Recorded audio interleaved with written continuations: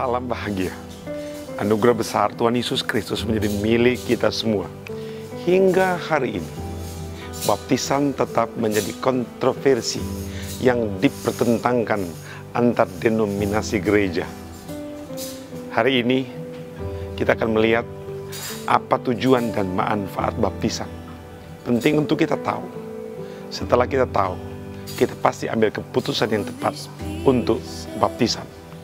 Satu, untuk menggenapi kehendak Allah. Baptisan itu adalah kehendak Allah. Siapa yang melawan kehendak Allah, bertabrakan dengan Allah, itu artinya tidak selamat.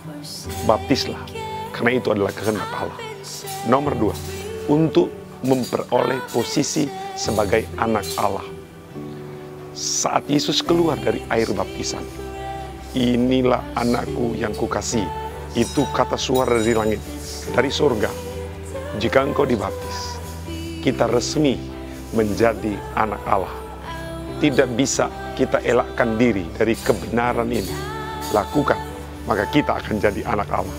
Yang ketiga, untuk memperoleh kuasa. Jika dibaptis, maka tanda-tanda heran dan tanda-tanda ajaib itu menjadi milik kita. Maka lakukan pembaptisan. Niscaya tanda-tanda ajaib akan mengiringi orang-orang percaya.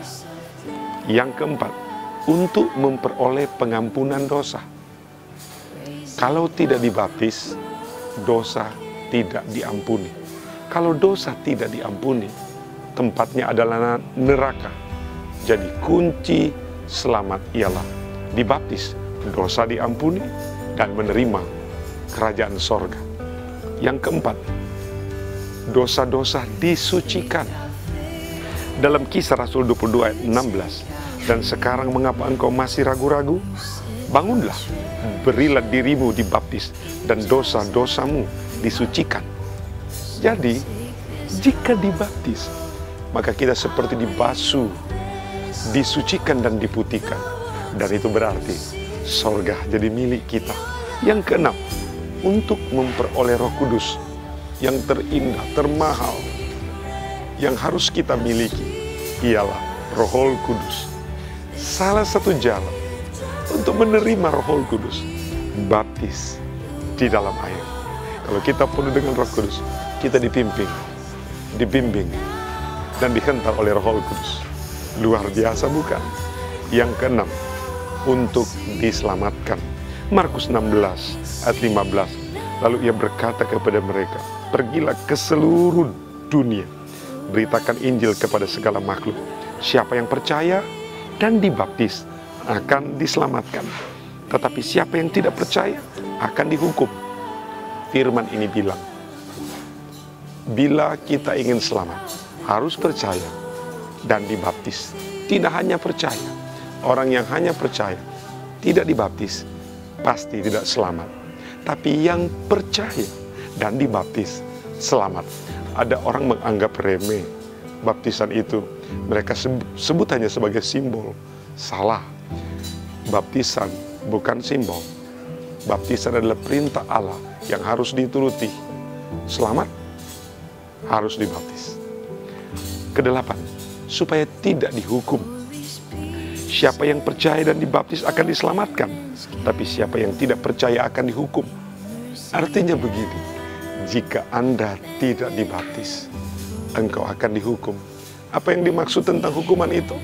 Neraka, dibakar selama-lamanya dalam api. Maka pesan firman Tuhan untuk kita, segeralah dibaptis, engkau akan selamat.